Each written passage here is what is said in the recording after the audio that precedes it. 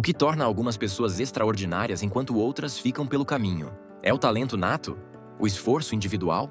Malcolm Gladwell, no livro Outliers, nos mostra que o sucesso é muito mais complexo do que isso.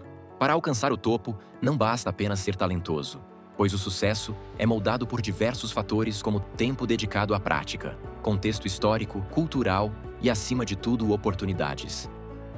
Nesse vídeo, iremos explorar as histórias reais e os dados que mostram como esses elementos se combinam para criar um verdadeiro fora de série.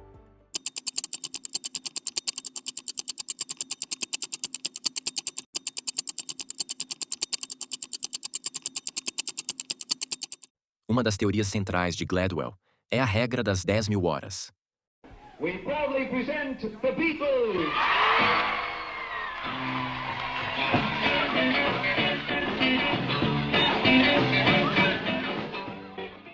Gladwell argumenta que para se tornar um especialista em qualquer campo, é necessário praticar por aproximadamente 10.000 horas. Um exemplo perfeito disso é a banda britânica The Beatles. Nos anos 60, antes de se tornarem um sucesso mundial, os Beatles fizeram turnês em Hamburgo, na Alemanha, tocando em pequenos bares. Mas não eram simples shows ocasionais. Eles tocavam por 8 horas seguidas, 7 dias por semana. Durante suas primeiras visitas a Hamburgo, a banda chegou a tocar por 270 noites em pouco mais de um ano. Essa prática intensa acumulou mais de 1.200 horas de apresentações ao vivo em pouco mais de um ano. Ao final de sua passagem por Hamburgo, eles haviam tocado em mais de 1.200 shows, muito mais do que qualquer banda da época. Foi essa prática, a repetição, o tempo dedicado ao palco que permitiu que os Beatles aperfeiçoassem suas habilidades musicais, experimentassem diferentes estilos e aprimorassem sua coesão como grupo. Quando finalmente alcançaram a fama, eles já eram músicos extremamente experientes. Sem Hamburgo, os Beatles talvez não tivessem se tornado os maiores músicos de todos os tempos. E aqui, já conectamos com outra parte importante do sucesso: as oportunidades. Hello, I'm Bill Gates, Chairman of Microsoft. In this video, you're going to see the future. Windows. Muitos conhecem Bill Gates como o cofundador da Microsoft e um dos homens mais ricos do mundo. Mas o que poucos sabem é que o sucesso de Gates não se deve apenas à sua inteligência ou talento para programação.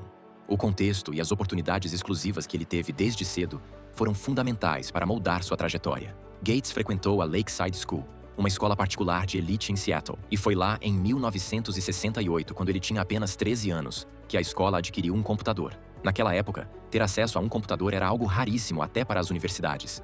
Enquanto outros jovens da sua idade nem sequer haviam tocado em um computador, Gates e seus amigos ficavam até tarde na escola explorando todas as funcionalidades daquela máquina, passando horas e mais horas programando. Mas não parou por aí. Ele teve a oportunidade de usar o terminal de computadores da Computer Center Corporation, onde ele teve a chance de usar esses computadores de forma praticamente ilimitada. Além disso, ele teve acesso a computadores da Universidade de Washington, novamente somando horas e horas de prática. Ao final de sua juventude, Gates já tinha acumulado as famosas 10.000 horas de prática, muito antes de a maioria das pessoas sequer tocar um computador. A história de Bill Gates nos mostra que o sucesso não é apenas sobre ser talentoso ou trabalhar duro. Muitas vezes, são as oportunidades únicas que o contexto proporciona que são a chave do sucesso de uma pessoa. Oportunidades que, para uma pessoa comum, podem simplesmente nunca aparecer.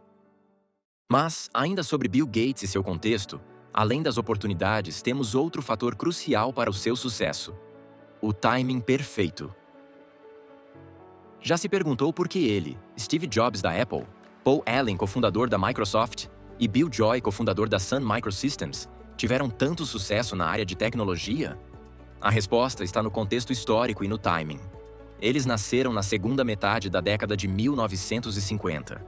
O que os colocou na idade perfeita para aproveitar a revolução dos computadores pessoais nos anos 70. Se tivessem nascido 5 anos antes, já estariam estabelecidos em outras áreas. 5 anos depois, teriam perdido o momento de ouro. Gates, Jobs e muitos outros gigantes da tecnologia estavam no lugar certo, na hora certa e com o conhecimento necessário para tirar proveito das oportunidades que surgiam. Não foi apenas talento. Foi o alinhamento entre oportunidade e timing que se mostrou decisivo para o sucesso extraordinário que alcançaram. Esse é o ponto central de Gladwell em relação aos pioneiros da tecnologia. O contexto e o timing não são detalhes triviais. Eles são muitas vezes a chave para o sucesso. Outro exemplo fascinante é o impacto da data de nascimento no sucesso esportivo. Gladwell apresenta um estudo que analisou as datas de nascimento dos jogadores da Liga Canadense de Hockey, Canadian Hockey League, a maior liga júnior de hóquei no país. A análise revelou que 40% dos jogadores profissionais haviam nascido em janeiro, fevereiro ou março, e apenas 10% dos jogadores nasceram em outubro, novembro ou dezembro. Isso acontece porque no Canadá, o corte para as categorias de base de hóquei é 1º de janeiro. Isso significa que crianças nascidas em janeiro competem com crianças nascidas até 31 de dezembro do mesmo ano. Crianças nascidas em janeiro são, em média, até 12 meses mais velhas do que aquelas nascidas no final do ano. Isso faz uma diferença enorme nos primeiros anos de desenvolvimento físico e mental, especialmente entre 8 e 10 anos de idade, quando muitas dessas seleções começam a ser feitas. Crianças nascidas nos primeiros meses do ano são maiores, mais fortes e mais desenvolvidas fisicamente do que aquelas nascidas no final do ano.